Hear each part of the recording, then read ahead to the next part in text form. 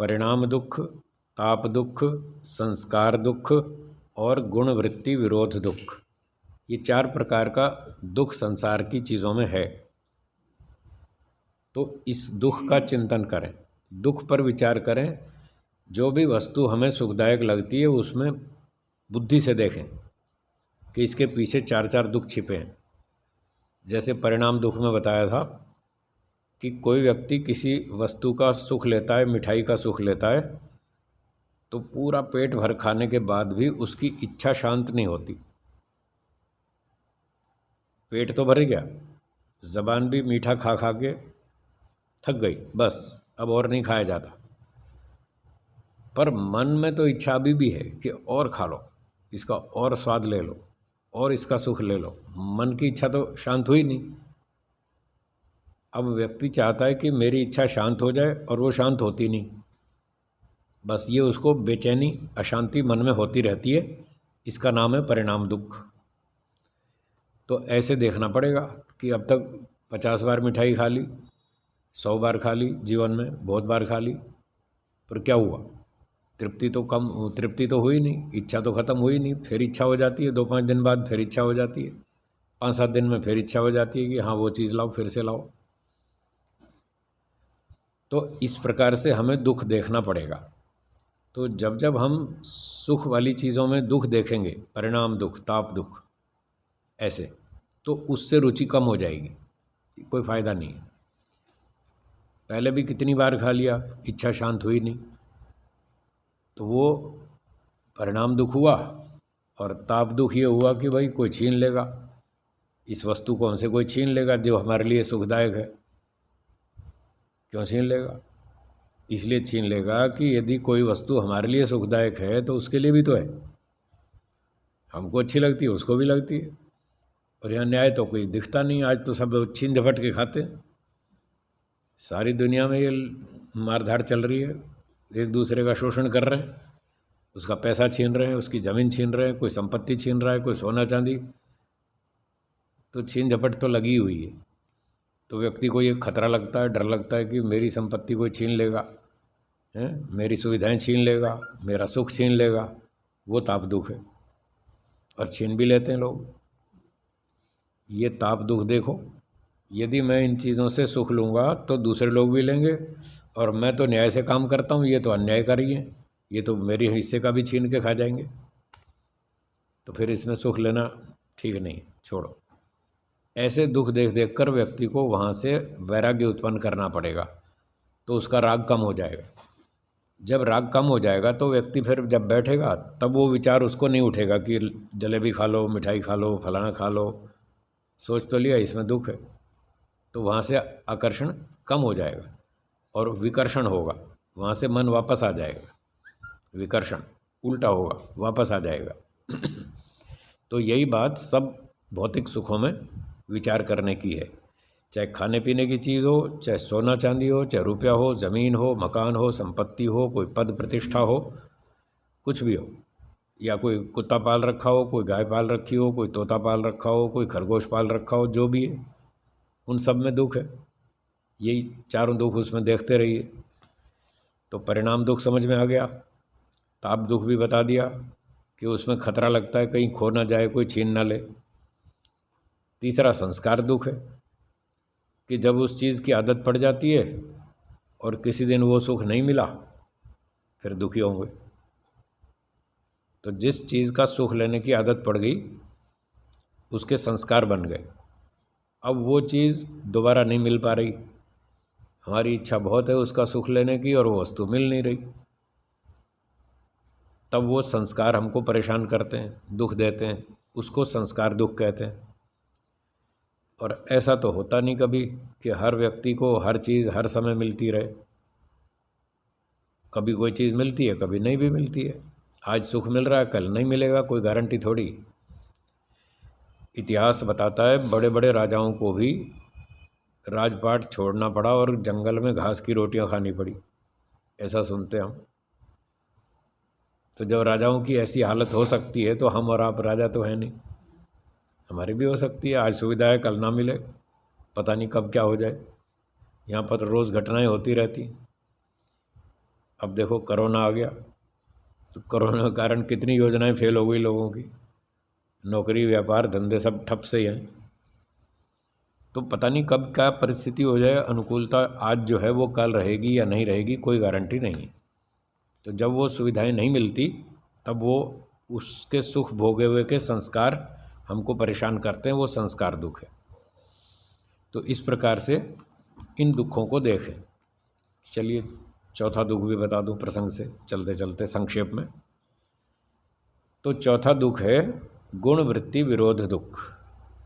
गुण का तात्पर्य है सत्व रज और तम, ये तीनों का नाम गुण है, सत्वगुण, रजोगुण, तमोगुण।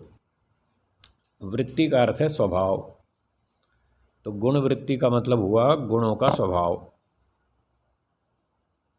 और आगे शब्द है विरोध, टकराव। गुणों के स्वभाव में टकराव है, तीनों का स्वभाव अलग अलग है, एक जैसा नहीं है।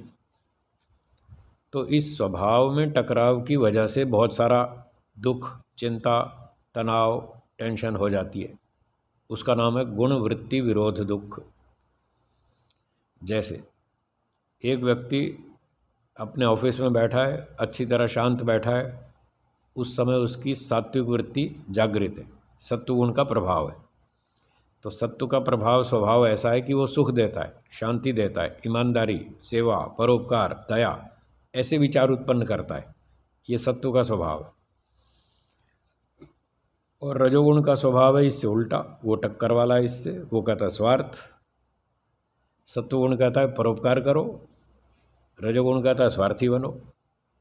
सत्वगुण कहता है दया करो, रजोगुण कहता है लूट लो, छीन लो।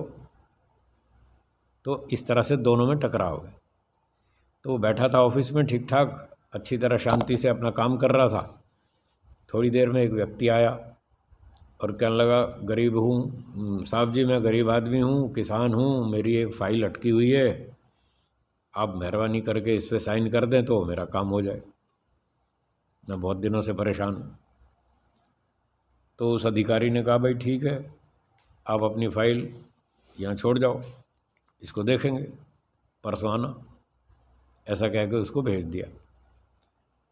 वो चला गया।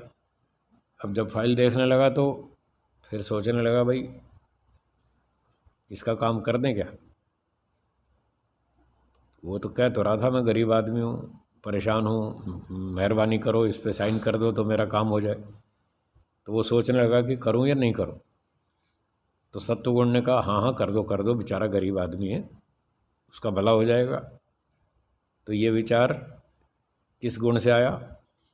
सत्वगुण से।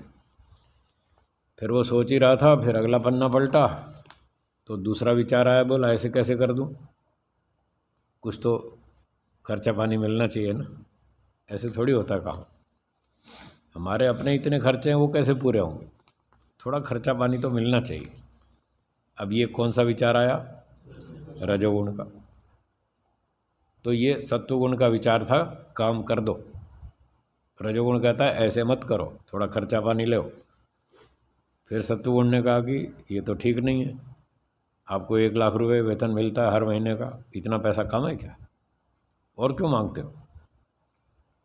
तो रजोगुण ने फिर विचार दूसरा उठा दिया, उसने कहा सारे लोग रिश्वत लेते हैं, मैं कोई नया थोड़ी ले रहा हूँ, जब सारे ही लेते हैं तो फिर मैं क्यों ना लूँ, मैं भी तो इसी ऑफिस में हूँ, सभी एक जैसे हैं। सत्वगुण ने फिर विचार का विरोध किया कि नहीं नहीं, तुम्हें 1 लाख रुपए किस बात का मिलता है, इसी बात का तो मिलता है कि साइन मारो, और काहे के पैसे, जब तुम्हें मिल ही रहे हैं 1 लाख रुपए साइन मारने के, तो फिर अब और क्यों मांगते हो, ये लोभ करना अच्छा नहीं है। तो आप देखेंगे सत्वर और रजगुण की ये लड़ाई चलती रहती है अंदर अंदर, सब जगह चलती है, कहीं रिश्वत लेने में, कहीं हेरा फेरी करने में, झूठ बोलने में और लिखने में। एक आदमी आया 10:30 बजे ऑफिस और पहुंचने का टाइम था 10 बजे का, तो जब वो साइन करने लगा तो वहाँ टाइम लिखना पड़ता है कितने बजे पहुँचे। तो एक विचार आया कि ठीक ठीक लिखो, 10:30 बजे आया, आधा घंटा लेट आया। फिर दूसरा विचार आया, 10 बजे लिख दो ना, कौन देखता है, किसी को क्या मालूम, लिख दो 10 बजे आया। तो सत्व कहता है नहीं नहीं, झूठ मत बोलो, झूठ मत लिखो, ठीक ठीक लिखो, बेईमानी अच्छी नहीं होती। तो फिर सत्व ने तो उसको रोका कि गलत मत लिखो। रजोगुण ने कहा चलता है ना, और लोग भी तो लेट आते हैं, वो भी तो ऐसे ही लिखते हैं, तो मैं भी लिख देता हूँ, किसी को पता थोड़ी चलेगा। तो आप देखना हर जगह पर ये मन में लड़ाई चलती है विचारों की। सत्व कहता है ईमानदारी से काम करो, रजोगुण कहता है थोड़ा थोड़ा घोटाला कर लो, कोई फर्क नहीं पड़ता, सारी दुनिया करती। ऐसे बहाने बना बना के वो व्यक्ति अंदर अंदर विचारों से परेशान होता है। तो ये जो अंदर की परेशानी है विचारों की लड़ाई से, वो है गुण वृत्ति विरोध दुख। तो जब व्यक्ति देखता है मैं संसार में रहता हूँ, बार बार जन्म लेता हूँ, मुझे ये सब काम करने पड़ते हैं और ये विचारों की लड़ाई तो चलती ही रहती है, तो ये तो बहुत झंझट है। मैं जब तक संसार में जन्म लूँगा ये तो पीछा ही नहीं छोड़ेगा, अगला जन्म लूँगा तब भी ये लड़ाई तो चालू ही रहेगी। तो यहाँ तो जन्म लेना ही झंझट है, इससे तो अपना मुक्ति में जाओ वही ठीक है। तो फिर कैसे जाए मुक्ति में? मुक्ति तो ईश्वर देगा, तो फिर ईश्वर भक्ति करो, ईश्वर की उपासना करो, ईश्वर से प्रार्थना करो, निवेदन करो कि बस हे भगवान अब और अगला जन्म नहीं चाहिए, यहाँ तो झंझट में बहुत फंस गए, बहुत दुख देख लिए, कहीं परिणाम दुख है, कहीं ताप दुख है, कहीं संस्कार दुख है और कहीं विचारों की लड़ाई है, गुण वृत्ति विरोध दुख है। तो इस प्रकार से दुखों को देख देख कर व्यक्ति को संसार में राग कम हो जाएगा। और ऐसी बात द्वेष की है, जहाँ जहाँ द्वेष होता है वहाँ पर भी यही चिंतन करें कि अगर मैं द्वेष करूँगा तो फिर मेरे मन में क्रोध आएगा, फिर मैं इसके विरुद्ध गलत योजना बनाऊँगा, फिर गलत योजना बनाऊँगा तो गलत काम करूँगा, फिर गलत काम करूँगा तो मुझे दंड मिलेगा, दंड मिलेगा तो फिर जन्म लेना पड़ेगा, थोड़ी गड़बड़ की तो मनुष्य का जन्म मिल जाएगा और ज़्यादा गड़बड़ की तो फिर सांप बिच्छू का मिलेगा। तो ये तो बहुत गड़बड़ है, खतरा है। तो इसलिए मुझे द्वेष भी नहीं करना चाहिए, मुझे तो मोक्ष में जाना है। तो ये प्रक्रिया ऋषियों ने समझाई। इस तरह से विचार कर करके व्यक्ति राग से भी बचे और द्वेष से भी बचे, दोनों को हटा करके अपनी स्थिति सामान्य बनाए। इसका नाम है वैराग्य। राग को भी हटाओ, द्वेष को भी हटाओ। तो ये दो चीज़ें हटने पर वैराग्य का सिक्के की एक साइड पूरी हुई, यानी राग द्वेष से बचकर वापस आना। तो संसार से तो रुचि कम हो गई, द्वेष भी कम हो गया। अब दूसरा पक्ष है ईश्वर में रुचि बढ़ाना, ये वैराग्य के सिक्के की दूसरी साइड है। दोनों को मिलाकर तब वैराग्य कंप्लीट होता है। तो हमें ये दोनों काम करने, संसार से राग द्वेष कम करना, ईश्वर में रुचि बढ़ाना। अब रुचि कैसे बढ़ाएं, उसका नियम है, जिस वस्तु में हमें सुख प्रतीत होता है उस वस्तु की प्राप्ति में रुचि बढ़ती है। जैसे पहले आया था स्तुति, ईश्वर की स्तुति, प्रार्थना आदि आदि बातें आई थी, स्तुति का फल बताया था। जब हम ईश्वर की स्तुति करेंगे, ईश्वर के गुणों का विचार करेंगे, चिंतन मनन कथन श्रवण करेंगे, तो उसमें रुचि बढ़ेगी कि ईश्वर न्यायकारी है, आनंद स्वरूप है, आनंद का भंडार है, तो हमें भी आनंद चाहिए। ऐसा सोचेंगे तो हमें ईश्वर में रुचि बढ़ेगी। जैसे कोई मिठाई के गुणों का वर्णन करता है तो उसमें रुचि बढ़ती है सुनने से, और कपड़े, फैशन, मोटर गाड़ी, सोना चांदी और फ़ोन, मोबाइल फ़ोन की प्रशंसा स्तुति करता है तो उसमें रुचि बढ़ती है। जब ये कंपनी वाले अपनी अपनी वस्तु का विज्ञापन करते हैं और अपनी वस्तु के गुण बताते हैं, उसकी स्तुति करते हैं, और सुन सुन करके जनता को उनकी वस्तुओं में रुचि हो जाती है, इसीलिए वो विज्ञापन करते हैं, स्तुति करते हैं अपने पदार्थ की, प्रोडक्ट की। तो लोग बाज़ार जाते हैं तो सबसे पहले वही चीज़ मांगते हैं, भाई वो फलाना साबुन दो, बहुत अच्छा है। वो टीवी में ऐड देखते हैं सारा दिन 8 बार 10 बार, तो रुचि हो जाती है। जब साबुन में, शैम्पू में, क्रीम में और कार में, फ़ोन में रुचि पैदा की जा सकती है तो ईश्वर में भी की जा सकती है, उसमें क्यों नहीं की जा सकती? बिल्कुल हो सकती है। नियम वही है, जब कार के गुणों का वर्णन सुनते हम तो कार में रुचि होती है, ऐसे ही ईश्वर के गुणों का वर्णन पढ़ें, सुने, मनन करें, श्रवण करें, कथन करें, चिंतन करें तो ईश्वर में रुचि हो जाएगी तब ये वैराग्य वाले सिक्के की दूसरी साइड भी पूरी हो जाएगी। तो जब ये वैराग्य हाथ में आएगा तब जाके ईश्वर में मन टिकेगा, तब ईश्वर की उपासना हो पाएगी। तो इस उपासना में ये करना है, संसार से दूर हटो, ईश्वर में रुचि बढ़ाओ, और जब वहाँ रुचि बन जाएगी तब आत्मा ईश्वर में डूबेगा, उसमें मग्न हो जाएगा कि बस ईश्वर सबसे अच्छा है, वही चाहिए। ईश्वर में आनंद ही आनंद है, अनंत आनंद है, कोई कमी नहीं। ज्ञान ही ज्ञान है, अनंत ज्ञान है, अनंत बल है, अनंत शक्ति है, और ईश्वर हम सबका रक्षक है, हमारा पक्का न्यायाधीश है। इतना बढ़िया न्याय करता है जितना हम सोच भी नहीं सकते, दुनिया में कोई सोच भी नहीं सकता, इतना बढ़िया न्याय करता है। इतना भी जरा भी अन्याय नहीं करता, उसकी व्यवस्था में कोई कमी नहीं है, बिल्कुल परफेक्ट कंप्लीट है। न केल्विषम अत्र, वेद में लिखा है कि ईश्वर की व्यवस्था में कोई कमी नहीं है, कोई दोष नहीं है, कोई त्रुटि नहीं है, कोई गड़बड़ नहीं है, एकदम परफेक्ट है। न वो कम देता है न ज़्यादा, पूरा नाप तोल कर हिसाब से देता है। सर्वज्ञ है, सर्वशक्तिमान है, और अनादिकाल से हमारे कर्मों का न्याय कर रहा है, ठीक ठीक कर्मों का फल देता है। अच्छे कर्म का अच्छा फल देता है, बुरे कर्म का बुरा फल देता है। अन्याय कभी नहीं करता, पक्षपात बिल्कुल नहीं करता, माफ़ भी नहीं करता, बिल्कुल ठीक ठीक न्याय करता है, और समय पर सारा काम करता है, लेट कभी नहीं करता, और फ्री में करता है, फीस भी नहीं लेता। अब यहाँ तो कोर्ट में केस हो जाए तो लाख लाख 2-2 लाख फीस देनी पड़ती है वकीलों को। अब तो 1-1 करोड़ तक पहुँच गए वकील, हाई कोर्ट सुप्रीम कोर्ट के वकील 1-1 करोड़ फीस लेते हैं, इससे भी ज़्यादा लेते हैं। तो बताओ, जहाँ 1-1 करोड़ रुपया फीस देनी पड़ती है फिर भी न्याय की गारंटी नहीं है कि न्याय मिलेगा, और ईश्वर फ्री में करता है न्याय, 1 पैसा फीस नहीं लेता, और 1 केस हो तो बात भी है। यहाँ तो कितने ही कर्म है, हमारे करोड़ों की संख्या में कर्म करते हैं हम, सबका हिसाब करता है ठीक ठीक, और कब से कर रहा है? अनादिकाल से।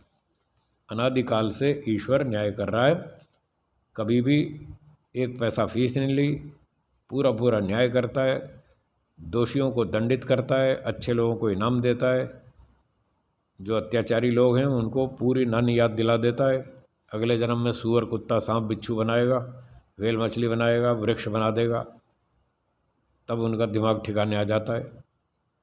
तो इतना अच्छा ईश्वर है, ऐसे आप चिंतन करेंगे, देखिए आपके मन में ईश्वर के प्रति रुचि अवश्य होगी, प्रेम बढ़ेगा। तो ऐसे हर रोज़ करें, दिन में जब फुर्सत मिले ईश्वर का चिंतन करें, जितना समय खाली हो उसमें आधा समय तो इस काम में लगाएं, ईश्वर के गुणों का चिंतन करें। सैर करते हुए, झाड़ू लगाते हुए, कपड़ा धोते हुए, छोटे मोटे काम करते समय आप चिंतन तो कर ही सकते हैं। कोई विचार बंद तो होता नहीं, कोई ना कोई विचार तो चलता ही रहता है, या तो व्यक्ति संसार की बात सोचेगा या ईश्वर की, कोई एक सोचेगा। तो इस तरह का अभ्यास बनाया जाए कि जितना हमें समय मिलता है, अवसर मिलता है, उसमें आधा समय तो ईश्वर के गुणों का चिंतन करें और काम भी करते रहें, सैर भी करते रहें और ईश्वर का चिंतन भी करते रहें, और आधे समय में संसार में दुख देखते रहें, राग द्वेष को ख़त्म करते रहें। तो इस तरह से दोनों काम साथ साथ करेंगे तो हमारा वैराग्य ठीक हो जाएगा।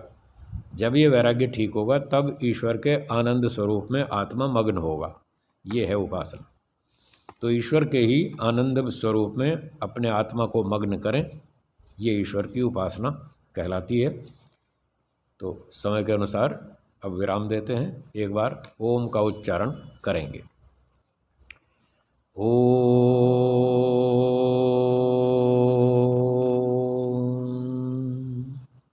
सर्वेभ्यो नमः। सबको सादर नमस्ते जी। धन्यवाद।